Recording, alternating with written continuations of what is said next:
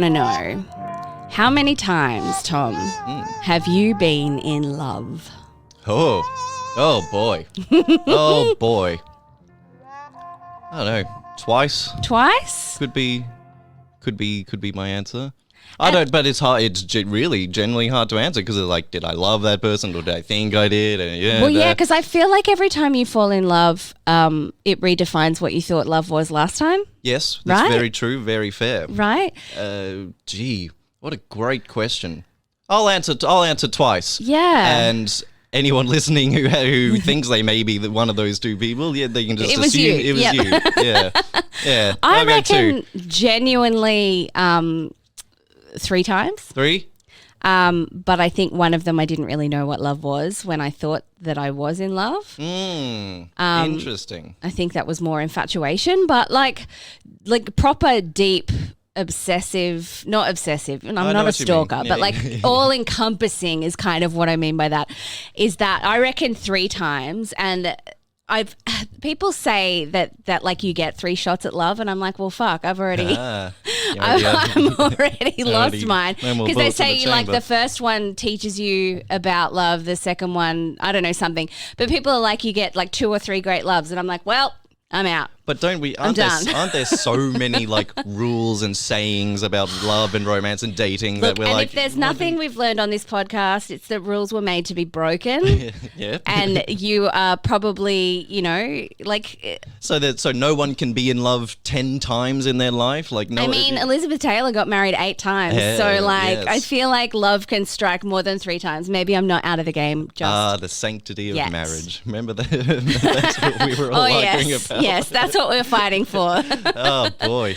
Welcome to Ghosts of Boyfriends Past. I'm Liz Best. Hello, and I'm Tom Harris. And we have an incredibly special guest because she is our first international Yeah, guest. we've done well, and we've been going for more than 2 years. An international guest today. And a bit of a viral sensation. This one Yes. went around the world. This story. So we've done rather well to book one Angelica.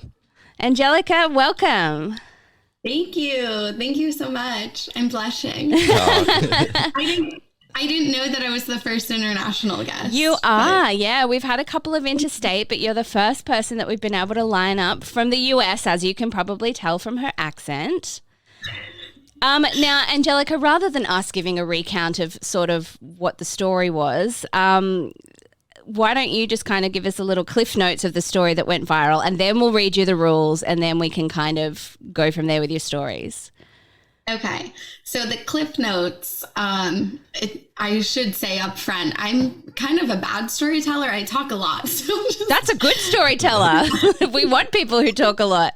got it. Buckle up. I'll try to give the short version of the TikTok. So I, in a new city, or relatively new, it's hard to define what is new with lockdown and everything, but and I wanted to go out, wasn't really sure, don't have like a go-to person or group that I go out with, so I just decided to go out by myself and filmed it. And I'm a very outgoing, talkative person, so I made the assumption that I would meet people and make friends, and did not, and ended up in tears over it. Yeah. And Cool, like, man. and I think that's what really hit me when I was reading the story, is that like, here's somebody who's kind of doesn't want to go on apps to meet people, just like wanted to go out and have an authentic interaction, and the night did not go so well. Yes, So look, I too like the endeavor of it. It's reclaiming real life, right? Yeah. It's saying, nope, I'm done with online endeavors. I'm done with swiping and all that, checking it. I mean, I hate the apps. I hate the apps. Yes. Anyone who listens to this podcast knows that I'm so anti-app. Elizabeth is the choir that you will be preaching at today. Yes. So Angelica. look, we'll quickly run through the rules, Angelica, before we kind of hear your stories of going out. But so we go with no real names. Yours is the exception. But we try and give people an alias so that if anybody's listening, because we do have quite a bit of an audience in the US, if anybody's listening who knows who you're talking about, I mean, usually with dates, sometimes people can't even remember their names, so it Yes, doesn't that's matter. right. But the rule is no doxing. If you figure out who Angelica is and who she's talking about, no sharing of workplaces, emails, phone numbers, those things. That's the second rule. And the third rule, Angelica, just for you and only you and no one else, is no threats on microphone, please. Okay. I will do my best not to threaten anyone. On mic. Thank you. On mic. Very important Yes, distinction there there. is a distinction.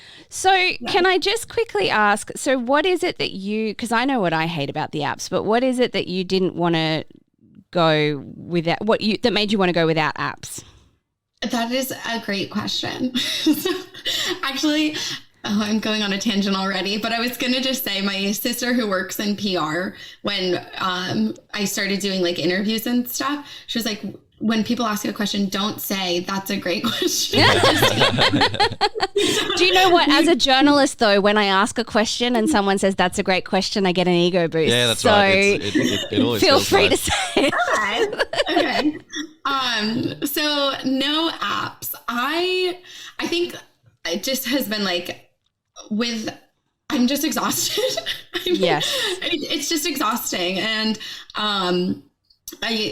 I didn't really intend to go viral or anything, so I didn't really think through what that meant or like how to explain it. But the past couple of weeks I've been thinking about it a lot. And basically I just want to be very intentional and authentic, not inauthentic. Yes.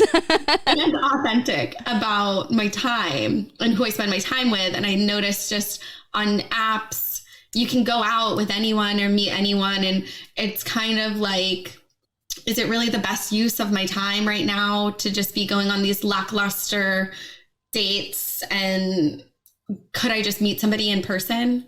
You are instead? Speaking from my Bible. Like, honestly, whenever I am on apps, I'm just like, oh my God, this takes so much time. And then especially like post-pandemic where people aren't used to going out, like, do I really want to spend so much time getting myself ready for someone that I don't even really know? Like, I'd rather go out and see if I connect with people on a human level. It does seem that the mood on apps is, there'll always be someone else to swipe next or someone else, but, on this magic rectangle in front of me, there'll always be someone else next. So if this person I'm chatting to or eventually meet doesn't work, there'll be someone else. So yes, I understand that. So Angelica, before you started this endeavor, were you on apps a lot? Did you become fatigued with it?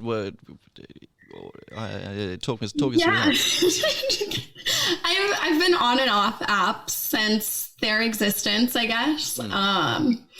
And with the pandemic, I think it became a crutch of like human interaction. So yeah, I always like think going on dates when you move to a new city is a great way to get to know the city, but it's also like a great way to just meet mediocre people. Yes. Yes. And maybe like not really experience things that well because you're so focused on the person in front of you.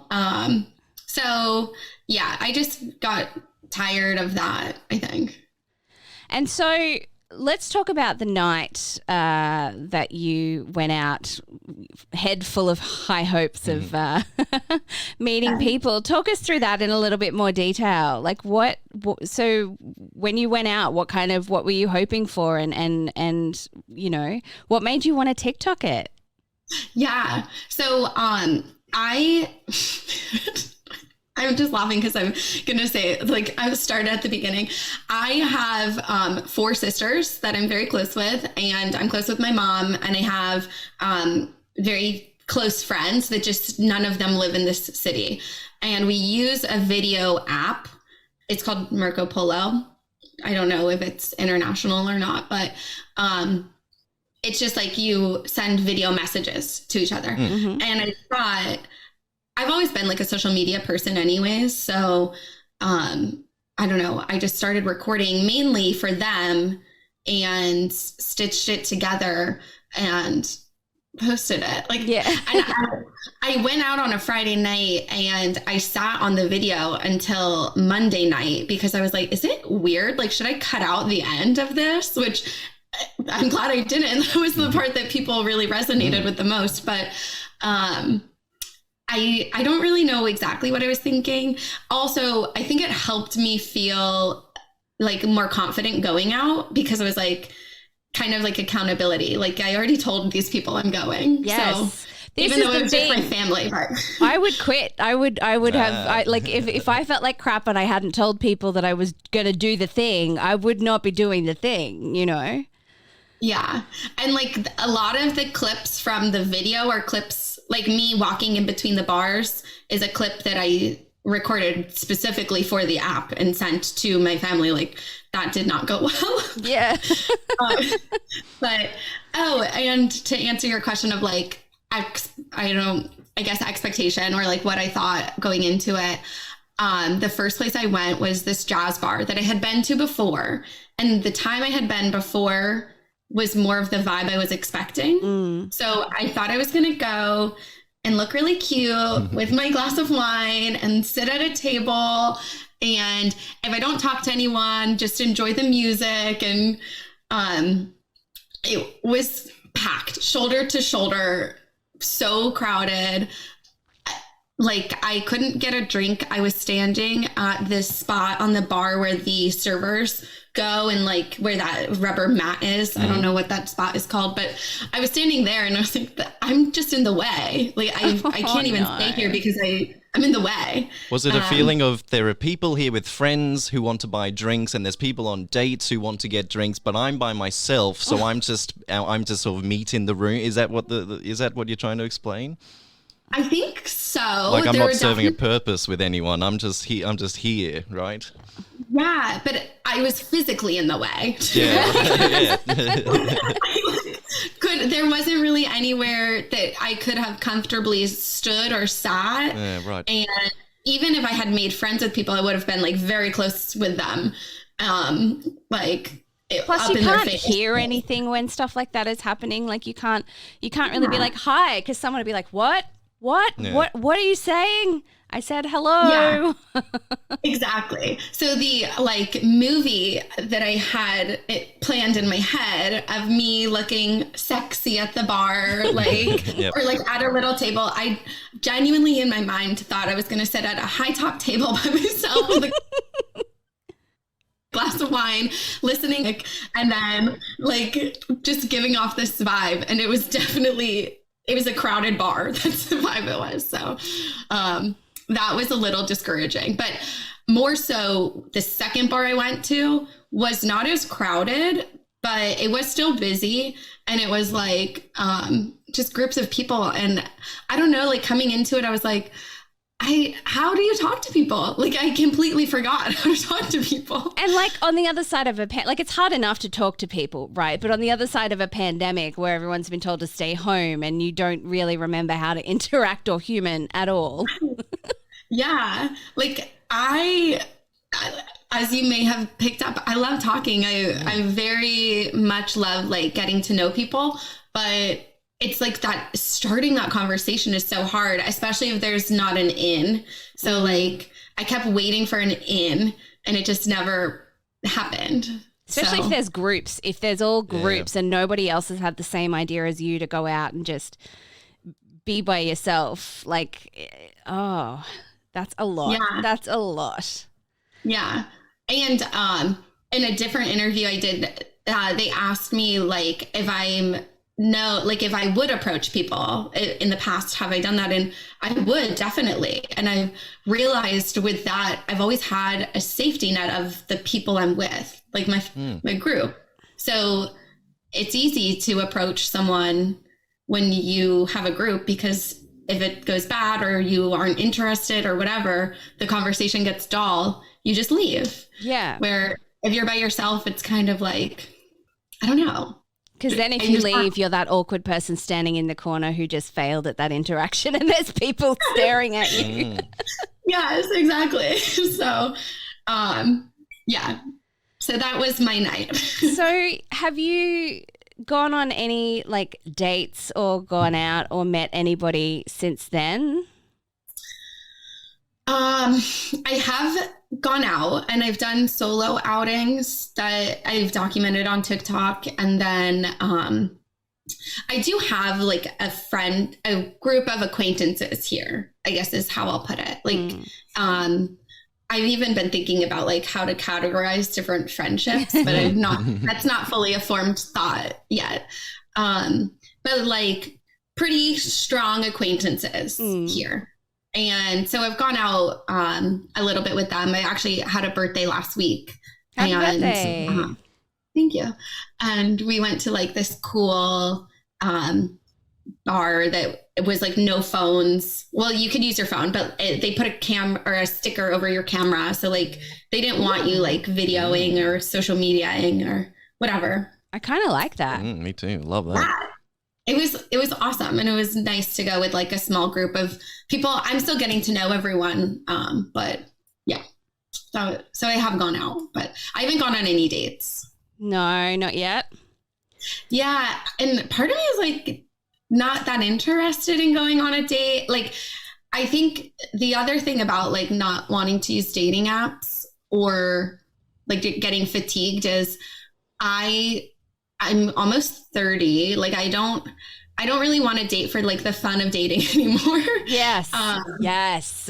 Like I do like getting to know people and I don't mind that, and I would rather just meet someone organically. And if we click in person, then like, okay, let's see if that works. But so many times on dating apps, you look at their profile and you think, oh, this checks out. Like, oh, I like doing this, he looks active. Like, and then you meet and there's no chemistry. So I just want to cut out that if there's no chemistry, I don't want to try. And this is, I am exactly the same, Angelica, because like I always say that I don't believe that you can figure out chemistry unless you are in the presence of a person, looking at their face, seeing their vibe, I don't know, smelling their smell, whatever. But like, you can have this idea of a person when you're chatting online that's completely unrealistic. So how much time are you going to waste just like talking to a photo, essentially, you know, and then you meet them and within the first minute you can tell that you've just spent 2 weeks talking to someone that it's like absolutely not, you know? Yeah, I definitely understand that. So this tale is not necessarily one of looking for a romantic partner. It's one about trying to make friends in a new city. Is there not dating apps like friendship dating apps? Is there not I would still say a big fat no to those, even if they exist. It just popped into my brain. I may have just dreamt this overnight, but is there not an option on a Bumble or something to look for friendship? Is that a thing? Anyone blank stares? Yeah. It is? That is a thing. And I've used it before. Yeah. And I met one woman. I would call her like a loose acquaintance. It was fine. It was great. Like we had great conversation, but it wasn't like that. I think just when you meet people who you want to date, people who you want to spend a lot of time with, also in a platonic way, also known as friends. Yes. There still needs to be that, it has to be more than just on paper. Like there still has to be something that makes you click a little bit more. Yeah. There's friendship chemistry. That's a thing. Absolutely. Yeah. You know, and I don't want to, like, I'm not a pen pal kind of gal. Like I want to meet people in real life, but I feel like I'm really lucky to have friends because my God, if I had to go out and make friends now, like I don't even know how I would do that. So I'm sure that in the 21st century, it's still possible to go out into the world and meet people that you like, either romantically or in a friendship manner. No. Angelica, I think see the video. Angelica, your first night, you were playing a movie in your head, right? That movie version where you're at the bar and you look stunning, and someone walks in and you tip the piano player, and of course it never works out in real life the same way. So you went to, and the bars you chose ended up being packed and loud.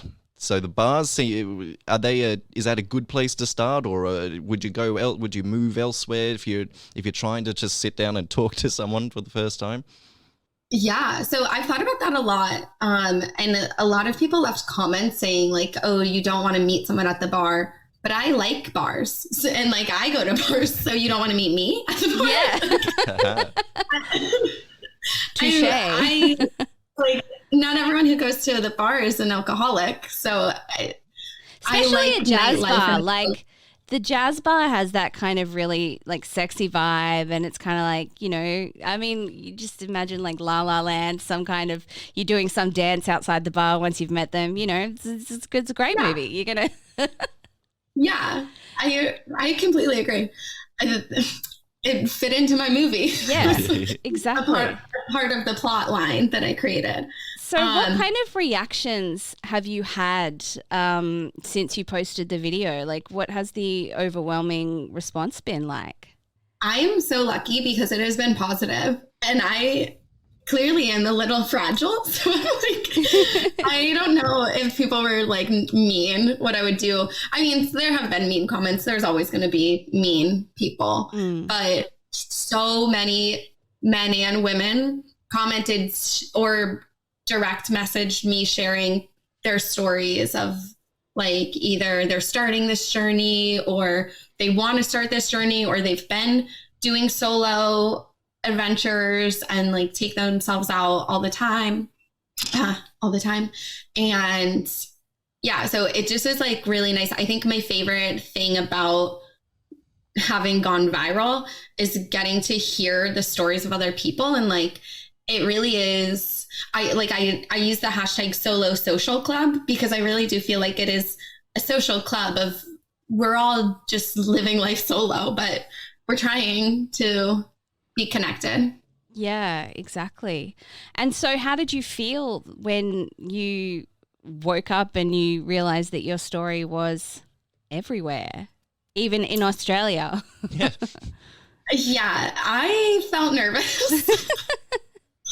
I will say on my videos, the comments were all positive. From some of the articles posted online, the comments were not very positive. As a journalist, I always say never read the comments on a news story. I think the comments on news stories are the most evil place. It's a cesspool of humanity. Yeah, YouTube would be next, I would say. But yes. But like personal accounts, it's nice to hear that a lot of people were quite positive on your personal account because what I connected with was the vulnerability and the fact that you were willing to put yourself out there in the first place and it didn't go well, and that just I really related to that in the fact that, you know, like, I mean, my interactions don't go well when I go out in public, and sometimes I do want to have a bloody good cry about it, and it's just really nice to know that, you know, I'm not alone. Yeah, and I think like it's always good to have like a sense of humor, but I feel like sometimes even I am guilty of this. And I think a lot of people in our generation, or even just like at this time, joke away things and laugh things off, where I genuinely felt very sad. Like I could have made a joke about like not meeting, whatever, didn't meet anyone. But I just was like, so stunned that I felt so sad and like so stunned how the night had gone that that's just how I felt. Like I didn't want to make a joke about it or no. And I think it's kind of nice sometimes, like I am definitely one for deflecting humor because that is my mechanic as a human, but sometimes you just need to be in the moment, and sometimes, you know, that's what you're going to get the most out of and grow the most from, I think. Yeah. So what are your plans now in terms of using apps or going out? And I mean, you said you're not interested in dating at the moment. No. Yeah. I mean, if I met somebody that I was interested in, then sure. Yeah. That would be great. As for plans, I don't know. So I've been going out. I was trying to do one solo outing and one outing that would kind of push my comfort zone. So not just because a lot of people also suggested like, oh, just go to the cafe and sit with the coffee. Like, to me, that's easy. I know for some people that is a big step, but that wasn't necessarily pushing my comfort zone. So I would like to do things. Actually, last week I was laid off of my job. Oh, so I'm so sorry. Money wise, I have to be a little more conservative, which is okay. And honestly, it's probably good. Good content. Yeah. But so I might not do one a week. I really am not sure. Like I said before, I wasn't really expecting this to go viral and I didn't really have a plan ahead of time. So I'm kind of figuring it out as I go. That's fine. We all are, I believe, in life. Is there doing things by yourself in America? Going to dinner by yourself alone? Going to a movie alone? What's that? How is that received in your culture? I know we're speaking the same language, but over here, I don't know. But Liz, what do you think in Australia? Going to date? I've had really funny reactions to, like, I date the hell out of myself. I will bring a book and go and sit at a cafe that's really nice and just like, you know, like recently I went to out to the Redcliffe? I don't know. Anyway, it was near a beach and it was ages away from my house.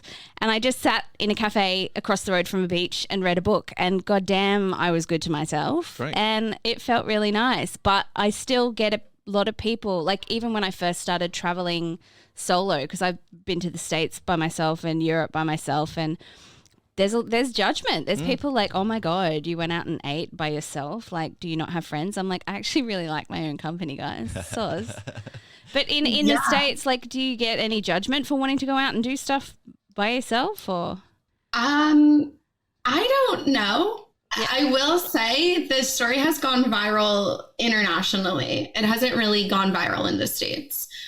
Most of my TikTok followers are from the States, but I have a lot of Australian, New Zealand, Ireland, UK followers. So I think a lot of people travel for work and go out with a crutch of like, oh, well, I'm traveling for work, so I'm at dinner by myself, of course. Yes. Because I'm working. Yeah. But the idea of like I said earlier, like I enjoy nightlife. I enjoy going out. I like to dance. I like to be out. And I don't think that there's a lot of people who do that. Well, I don't know. I think maybe there are more than I thought. But there's definitely a stigma. I'm not sure internationally like how it compares, but from what I hear and how it seems is in the States, it's definitely not as easy. Right. So look, at this point in the podcast, we normally talk about what we learned from your story. And I think what I learned is like authenticity. Like I think in this day and age, trying to hide your feelings or, you know, be like, oh no, that didn't bum me out. I'm fine. Ha ha ha. It's all hearts and roses. Yeah. I really like the fact that people can go out and be like, you know what? I had a really shit time and tell people about it. And the fact that it brings people closer and that it makes people realize that they're not alone when they want to freak out because they don't like going out and socializing anymore. Like I really love that there's a kind of a, you know, the filter of Instagram has buggered off and we're more sharing our authentic selves. Because I think if you are looking for a relationship, that's the way to get it, right? Is to share your authentic self, because otherwise you're not going to end up in an authentic relationship. And we know that being authentic, if you are authentic, you're more likely to receive what you want. Yeah. If you know what, if you're authentic in how you ask for what you want and show what you want, you're more likely to get it back. My lesson learned is doing things by yourself, right? Mm-hmm. I don't think I've ever gone to a movie by myself, but the last... It's great. Because no one's talking to you, no one's bothering you. Yeah. The last gig I went to, music gig I went to by myself. Yes. Fantastic. Yes. Can I just cheerlead this doing things by yourself thing a bit more? Date yourself. No waiting for anyone to arrive. Nope. No, who needs a drink? You need a drink? What is it? No, I left I just left. I Yep. just left the place. It's great. So I do want to champion this. I don't know, just solo excursions a bit And more. non-digital connection, human connections, people. What did you learn most from this, Angelica, from this whole experience, both the night and the going viral? Yeah. I don't know yet. That's fine. I think both of what you both just said, I would echo those. Authenticity, definitely. And I think like I would love to have a partnership, but I don't want just any relationship. I want an authentic relationship where I feel that deep connection. So like, it's not just about like, oh, I want a boyfriend. Like, Yeah. that's not the point. And I think like connecting more authentically with people. And whenever you go out solo and do things solo and feel like you can go to a concert by yourself or go to the movies by yourself, which I absolutely loved the movies by myself. I haven't done a concert yet, but stay tuned. Yeah, that you should pop that on your list. Pop that on your list when are concerts back in Philadelphia? Like, are you guys back to doing big public gatherings?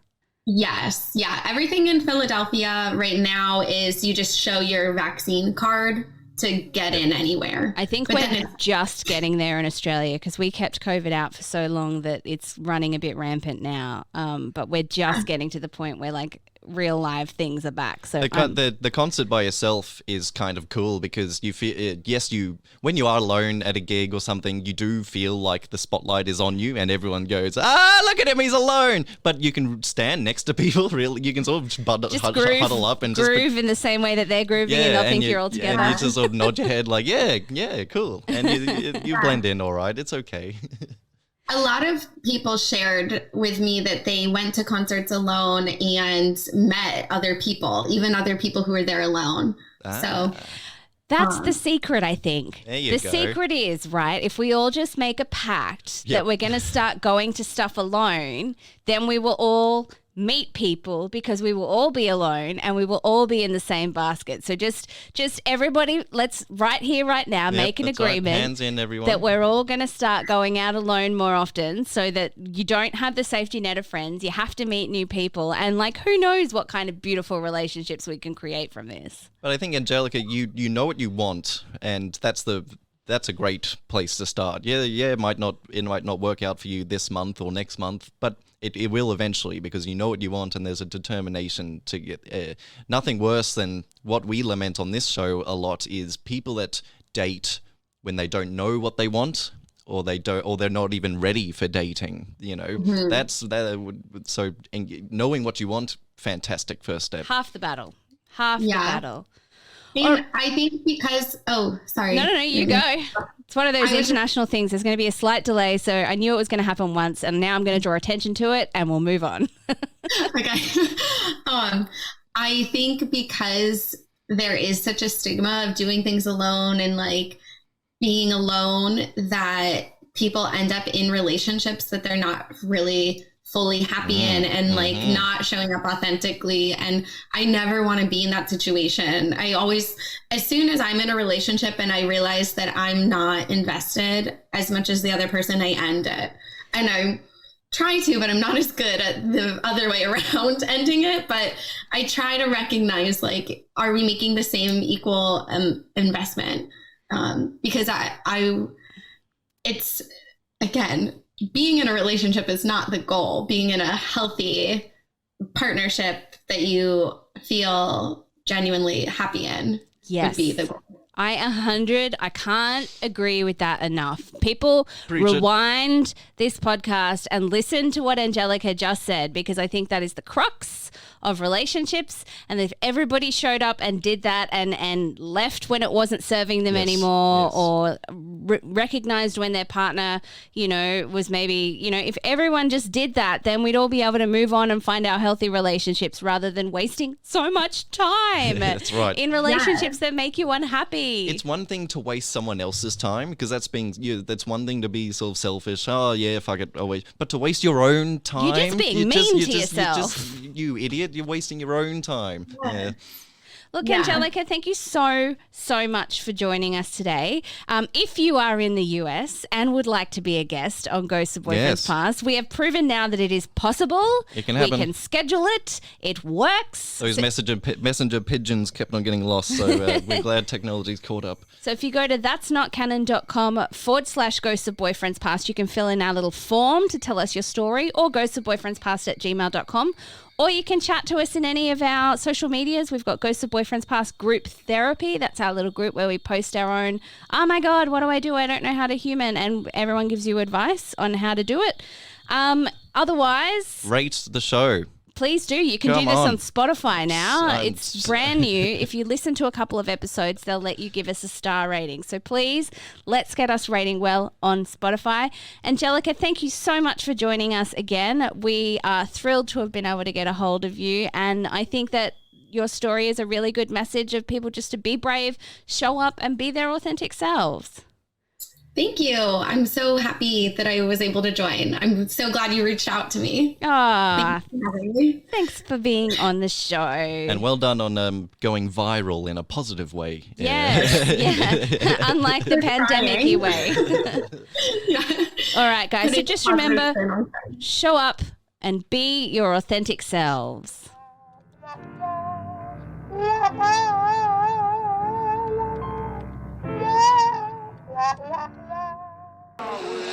When you walk through an art museum, what happens? You see some interesting things, you see some not so interesting things, and if you're like me at all, you're probably a little bit sleepy. Well, grab a cafecito and listen up. It's Art Slice, a palatable serving of art history. I'm Russell Shoemaker. I'm Stephanie Dueñas. We are not your daddy's art history podcast. We are both artists, so we look at art history through that perspective. We cover the artists you know and those that have been ignored for so many different reasons. We look at the context of the time, we compare it to today. We don't dumb anything down, but, and this is a big but, Heyo. we like to have a good time, okay? Nos gusta to goof around, all right? We have hungry pantry moms that might startle you. It's a long story. We feed them art materials. Art is just a visual language, so in order for us to interpret what we think it's saying, we hijack the work. Right. How do you like that for an art heist? Exactly. And ultimately, we decide if it belongs in our Art Slice Museum on top of the Art Slice hilltop. So if this all sounds good to you, join us on Art Slice, a palatable serving of art history.